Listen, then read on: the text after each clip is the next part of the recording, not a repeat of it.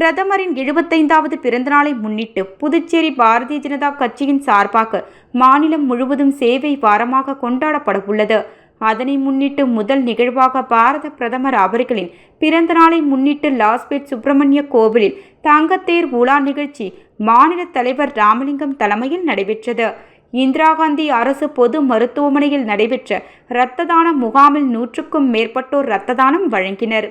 சிறப்பு அழைப்பாளராக புதுச்சேரி ஆளுநர் கைலாசநாதன், உள்துறை அமைச்சர் நமச்சிவாயம், பாராளுமன்ற உறுப்பினர் செல்வ கணபதி, சட்டமன்ற உறுப்பினர்கள் கல்யாண சுந்தரம், செல்வம் தீப்பாய்ந்தான், முன்னாள் சட்டமன்ற உறுப்பினர் வெங்கடேசன், அசோக் பாபு, உழவர்கரை மாவட்ட தலைவர் உலகநாதன், மாநில மருத்துவர் பிரிவு தலைவர் சிவபெருமான், மாநில பட்டியல் அணி தலைவர் காத்தவராயன், மாநில இளைஞரணி தலைவர் வருண், மாநில துணைத் தலைவர் சரவணன், ஜெயலட்சுமி, மாநில செயலர் திரு தமிழ்மாறன், மாநில மகளிரணி தலைவி திருமதி தாமரை செல்வி, மாநில மீடியா தலைவர் திரு நாகேஸ்வரன், மாநில செயற்குழு உறுப்பினர்கள் திருமதி பிரியா, திருமதி பிரபாதேவி, மாநில இளைஞரணி பொது செயலர் திரு விக்ரமன், மாவட்ட பொது செயலர்கள் ரமணா சங்கர், ஆனந்தன் மற்றும் பல்வேறு நிர்வாகிகள் கலந்து கொண்டனர்.